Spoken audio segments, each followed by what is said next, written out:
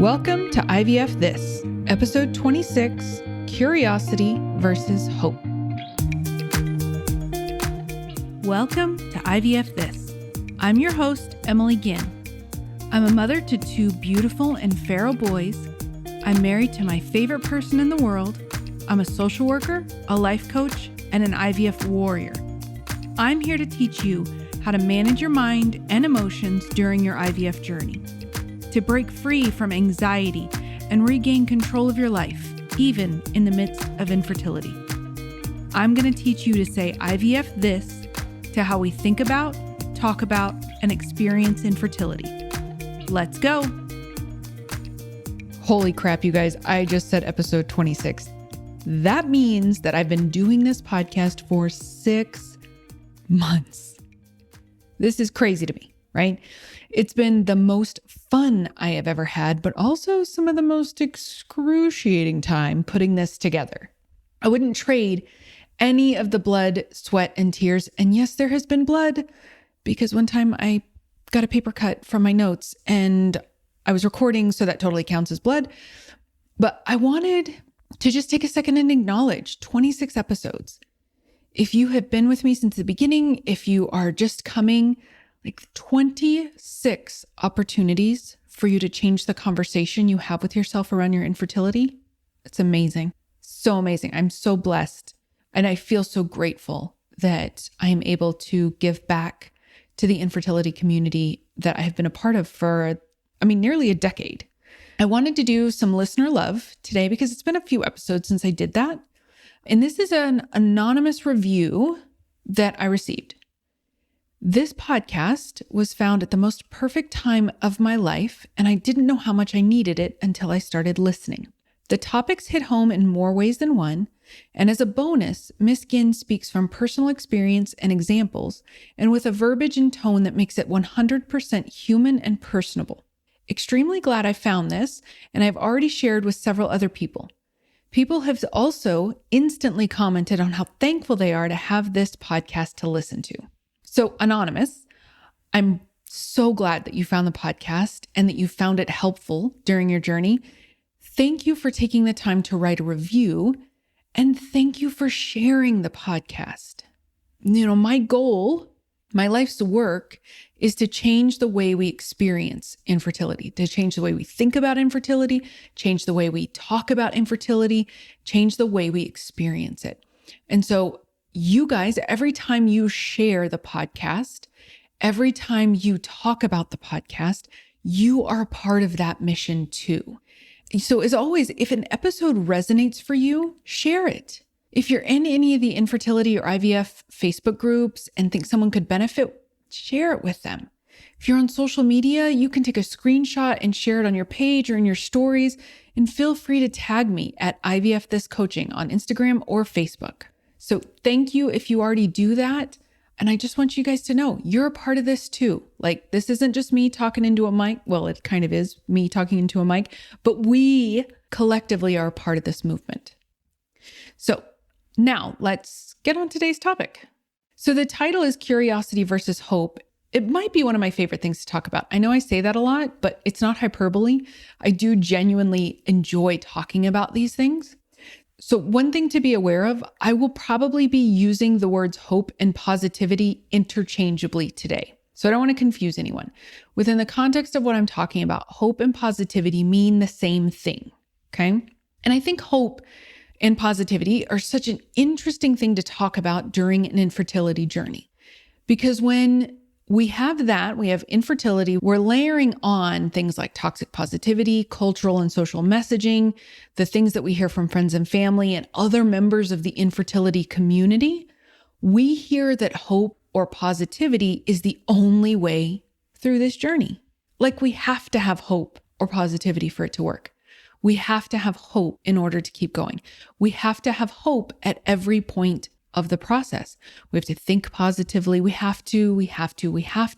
And for so many of us, this is a really tricky thing because hope, like any emotion, is created by our thinking. This is a big part of what I teach. I teach the think, feel, do cycle, or think, feel, act cycle. I talk about it in the very first episode of this podcast. So if you haven't listened, to that, go and check it out. Or if you need a refresher, check it out.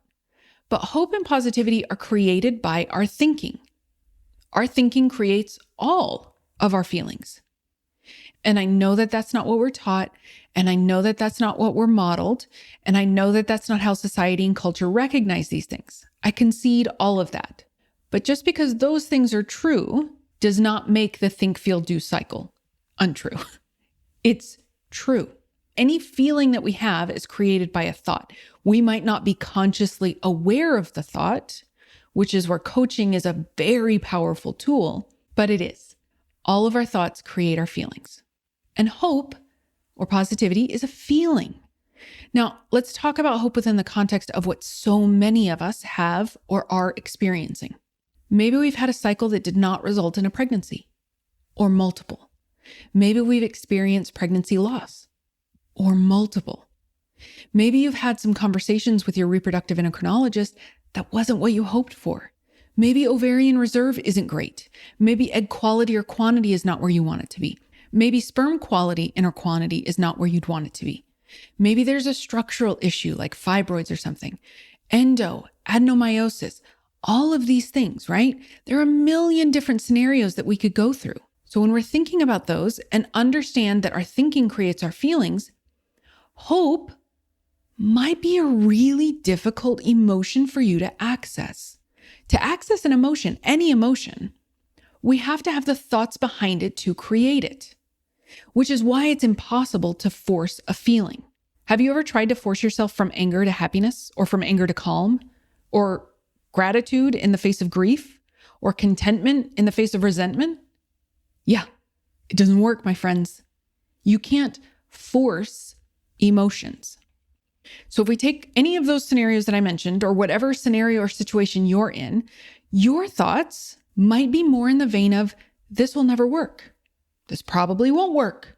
I'm never going to get my baby. I'm never going to get to be a mom. Or this is completely hopeless. When those are your thoughts, accessing hope is what I call a bridge too far. It's too big a leap to go from this probably won't work to this absolutely will work. Now, I'm not saying that you can't say or think those things. It's totally fine. You're allowed to do whatever. You're a grown-ass adult.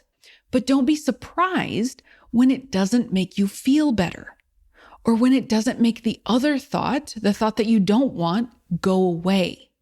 And this is a little bit of an aside, but this is why I have a little bit of a love-hate relationship with mantras. I've talked a little bit about the pseudo-empowerment culture, and I think it all kind of ties together. I don't want you to think that there's anything wrong with mantras or affirmations. I don't. In and of themselves, they're not a problem, but they're only as useful as you believe them, which I don't think is something that we talk about with that. People sometimes think that by reciting them over and over, that the other thoughts are just going to go away, or that you're going to get to feel better. But that's not the case.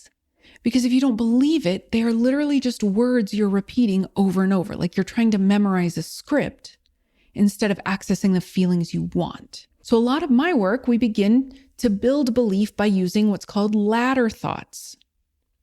So we start from the very bottom rung of that ladder. We go from a starting thought like, I'm never going to be a mom, right? I think if you've experienced infertility for any period of time, that craptastic thought has creeped in somewhere.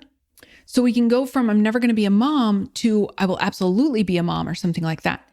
You can try. It might work for a few minutes or hours, but unless we deal with that deeply rooted underlying thought, you won't gain much traction.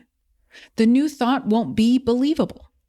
So a ladder thought could be, I don't know if I will ever be a mom, right? We went from I will never be, which is so much certainty in it, that we can't possibly know, or it implies there's only one path to motherhood, right? To a slightly less certain thought. We would practice that thought until it felt really believable. Then we would add another rung to the ladder. Maybe it's possible I might become a mother, right? We'll throw all of the qualifiers in there. We're just wanting to poke holes in the certainty of that original thought, right? So we just keep going up and up to the aspirational thought of course I will be a mom. I don't know exactly what that looks like yet, but I know it'll happen. And there's so much we can do with that, but it's about building the belief. showing your brain that the thought isn't automatically true just because it popped into your brain. Okay, so refocusing on hope versus curiosity. When that type of thinking, this won't work thinking, or whatever the thought happens to be, butts up against the social, cultural, or infertility community messaging that tells us we're supposed to feel hope or positivity, well, that, my friends, is a breeding ground for shame. So what happens when you can't access hope, which is a very real probability at some point in your journey?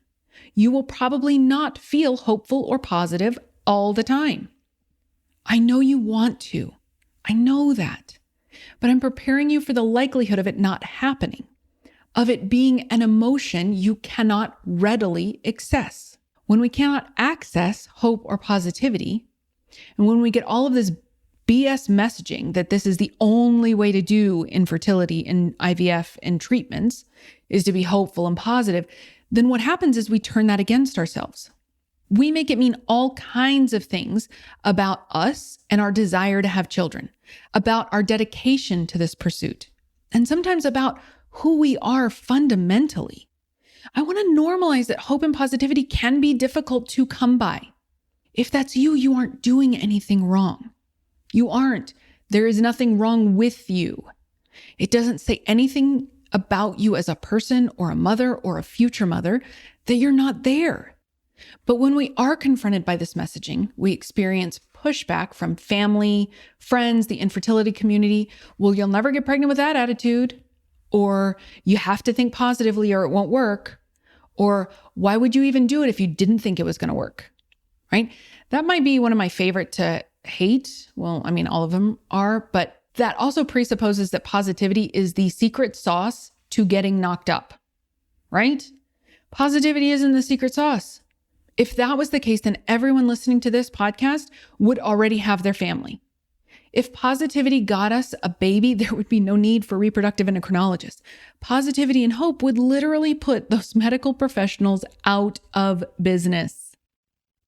So I want to acknowledge that when we get into this, there's so much internal and external emphasis on hope and positivity, which literally just plays right into the guilt and shame that so many of us experience. If we're told we should feel a certain way and we can't get there, well then damn, that's really easy to use that against ourselves. I believe that infertility, in a lot of ways in our minds, just confirms the worst things we already believe about ourselves, right? That we're not good enough, that we're failures, that we're not worthy, that we're disgusting, we can't do anything right. So being told that we should be positive when we're not, or should be hopeful when we're not, it's just some sort of reassurance about our shortcomings, which is why this is such a painful process for many of us. So if our thoughts create our feelings, and our thoughts are not in line with hope and positivity, then what can we access? I present to you curiosity. The definition of curiosity is a strong desire to know or learn something. Curiosity is one of my favorite emotions because it doesn't hold the same kind of negative connotation that a lot of positivity and hopefulness does within the infertility community. Curiosity is such a beautiful emotion because it strips away a lot of the judgment. Without judgment, there's really not an opportunity for shame to grow.